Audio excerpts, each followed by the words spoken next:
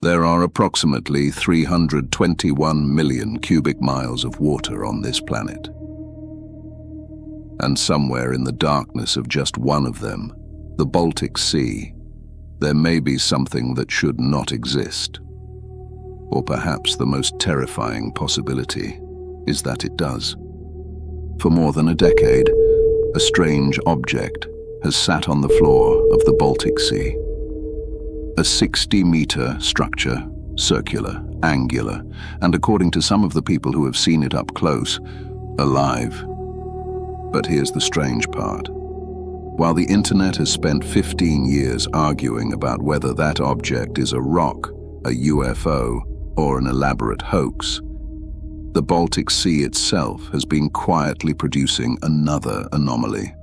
One that scientists agree on, one that is measurable, and one that may be far more dangerous. Two mysteries, one sea, and no clear explanation for either. I'm your host, and this is Grim Through the Lens.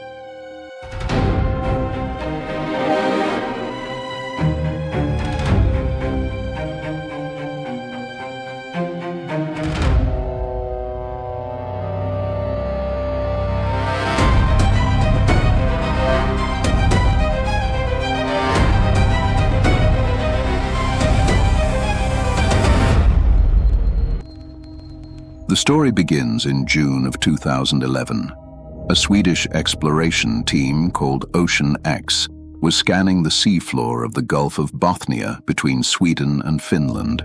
They weren't looking for aliens. They were looking for shipwrecks. The Baltic Sea is full of them. Cold water and low oxygen preserve wooden ships for centuries. For treasure hunters, it's a goldmine of history. That day, their sonar picked up something unusual. A large, circular formation resting on the seabed, about 60 meters across, roughly the length of an Olympic swimming pool, and sitting at a depth of around 90 meters. At first glance, it looked like just another rock formation, but the sonar image showed something strange. Lines, angles, a central depression, and ridges that looked almost like steps. Within days, the image spread across the internet, and people noticed something. The shape looked familiar.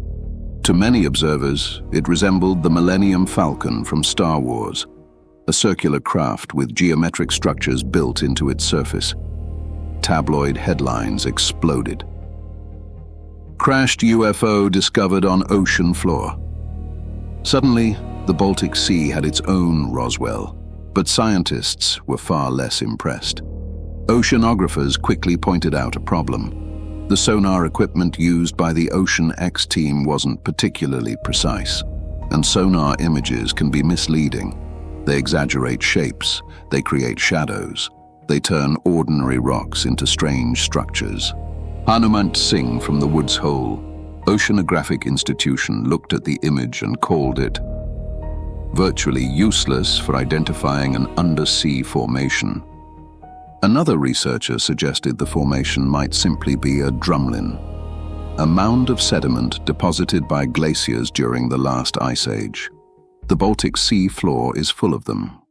When glaciers moved across Scandinavia thousands of years ago, they reshaped the landscape beneath the water. Samples collected from the site seemed to support that theory. Geologists analyzing the rocks found ordinary materials: granite, gneiss, sandstone, all common in glacial terrain. One loose basalt stone appeared out of place, but glaciers often transport rocks across long distances, so that wasn't particularly unusual. In other words, to most scientists, the mystery was already solved.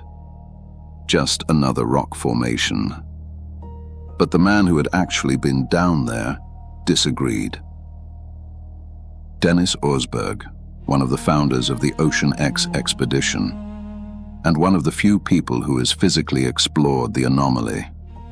For more than a decade, he insisted that the structure wasn't natural. And in 2025, during a podcast interview, he revealed new claims that reignited the mystery. According to Osberg, more detailed scans showed something surprising. The structure appeared to be detached from the seabed, not rising from the earth like a geological formation, but resting on top of it, like a plate sitting on a table. If that interpretation is correct, it becomes much harder to explain as glacial sediment. He also described features that sounded strangely artificial: straight walls, 90-degree angles, uniform surfaces. Nature can produce straight lines, but precise right angles in circular structures are rare enough to make geologists uncomfortable. Then there were the technical problems. During several expeditions, equipment malfunctioned directly above the structure. Cameras shut down. GPS systems failed. Electronic interference was recorded. Could that be coincidence? Absolutely. Electronic equipment fails all the time. But then came the detail that made the story far stranger. Osberg described a large circular opening in the structure, and according to him, that opening appeared to move. Sediment would be pushed outward, then drawn back in. He used a word that immediately caught attention. Breathing. Like a biological organism. If that description is accurate, the object on the seafloor is not a machine, and it is not a rock. It would be something else entirely. But before we spiral too far into speculation, we need to talk about the second mystery, because the Baltic Sea itself has been behaving strangely. In early 2026, scientists began reporting something unusual. The water level in the Baltic Sea had dropped to the lowest point ever recorded since measurements began in 1886. 67 centimeters below normal. That might not sound dramatic, but across a sea covering 377,000 square kilometers, that drop represents an enormous loss of water. The cause appears to be persistent wind patterns. For weeks, strong easterly winds pushed surface water out of the Baltic Sea through the Danish Straits and into the North Sea. Imagine aiming a giant leaf blower at a bathtub for an entire month. Eventually, the water level drops. But those winds aren't random. Scientists link them to shifts in the jet stream and changes in the polar vortex. And those changes are connected to a much larger problem. The Arctic is warming 4 times faster than the global average.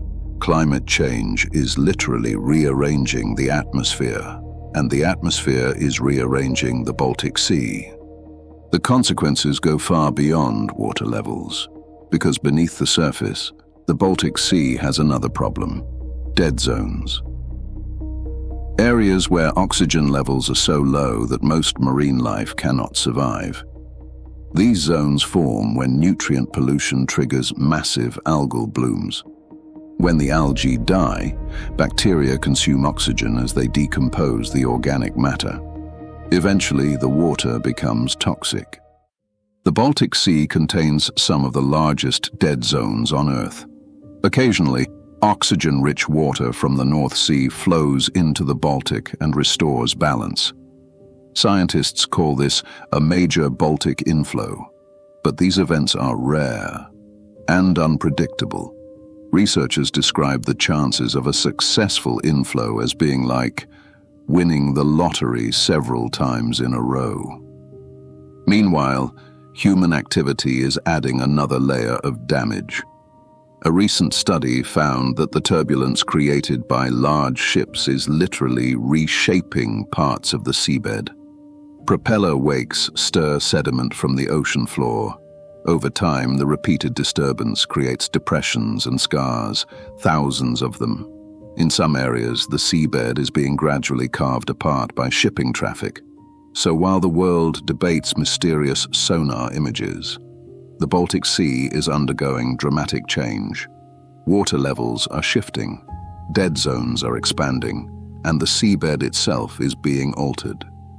And through all of this, the anomaly remains. Whatever sits on the seafloor of the Baltic Sea has been there for a long time, thousands of years if it's geological, possibly longer, and it will likely remain there long after we are gone. But here's the truly unsettling part. The Baltic Sea covers 377,000 square kilometers, and scientists estimate that we have mapped less than 20% of its sea floor. That means 80% of what lies beneath those waters is still unknown. Think about that. An entire hidden landscape beneath the sea. Mountains, basins, ecosystems, and perhaps things we don't yet understand. The Baltic Sea anomaly may turn out to be nothing more than a rock, or it may remain one of those mysteries that lingers quietly on the edge of scientific knowledge. But the real story here may not be the anomaly itself.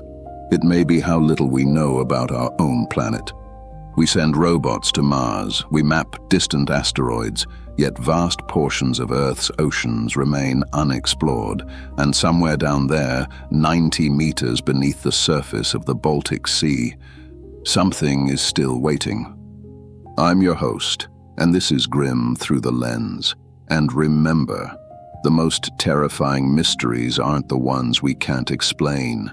They're the ones we ignore until it's too late. The truth is closer than you think. But the Baltic is not the only place where the Earth is hiding the impossible. Next time, we journey to the heart of the Amazon to find a river that boils its victims alive.